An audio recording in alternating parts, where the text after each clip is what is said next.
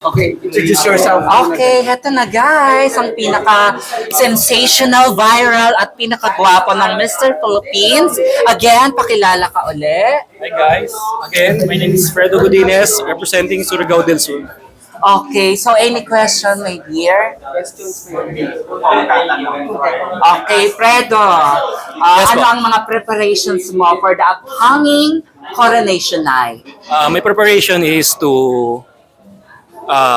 always working out and reviewing some questions po. And also eating healthy po para maging fit po tayo, physically and mentally fit po. Hi, Fredo. Yes po, hello. Regarding sa issue, di ba, totoo ba na pinili lang kayo na mag-resign sa Mr. Philippines? Hindi naman po sa pinilit, pero parang naging choice ko na rin po, pero eventually parang na-realize ko na sayang po lahat po. Kaya po, I decided to come back po. Okay, what makes you decide?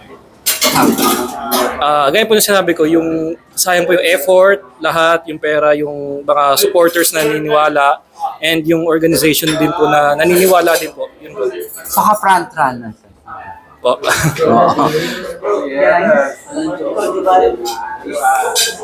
I'm Agos Vlogs. Yes po.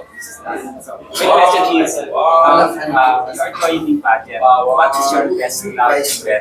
Best ano po? Ano po? Best cloud and red. Best Cloud and red. club? Cloud.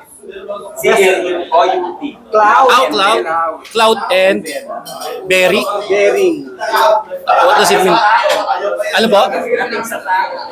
Dating sa tao. Okay po. Siguro po, masasabi ko po na yung katawan ko.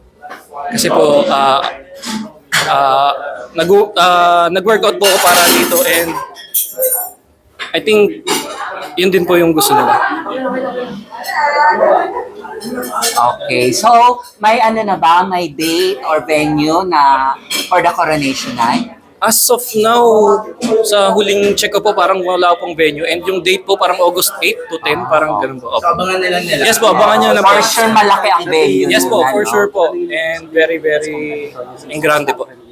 Okay, so for you, who's your best competitor nung di ba nagkaroon kayong preliminary Opo. para sa iyo? Actually, lahat po eh. Kasi sobrang loaded po ng mga candidates. Give us And three. hindi ko masagot ngayon. Hindi ko po talaga masagot eh. Kasi Yung talagang talagang loaded. Lahat gwapo, matangkad. Lahat talaga may charisma. Opo. Ganun Sino po yung eh. pinaka-best? Meron talaga. Sige. Para sa akin si Angelo tsaka si Francis. Manila. Manila. Pasig. Oh. Yes. So kung last standing sila, yung... Yes po. Para sa akin po. Sila po deserving po. Yun po. Siyempre, front runner din siya. How many stands there? Siguro po sa siguro pag prepare ako lalo sa pagiging confident ko and sa lakad po and also sa pagsasagot po ng mga tanong po sa Q&A po. Sa tingin mo, ano yung edge mo sa kanila? Doon sa tatlo? Actually, hindi ko po masabi kasi lahat po kami may kanya-kanyang edge eh. Pero yes po, lahat po kami may kanya-kanyang strength and weakness eh. So, depende So, what's your po eh. strength? Nag-iiba po kasi pagdating sa stage eh. Hindi ko po masasabi po agad eh. Yun po. Okay. Camilo, what's your question? Invite mo na lahat yung mga... Okay po. Hi guys, ini-invite ko po kayo na manood po this coming August, pero not sure pa po kung anong date and venue. Support us, all candidates, and good luck po sa amin. Thank you po. Invite them for your social media accounts. Okay. Follow me guys on my Facebook and Instagram. On Facebook, Fredo Godinez, and Instagram, godinez.fredo guys. Thank you. Thank you. Okay, thank you. Thank you po. Thank you so much.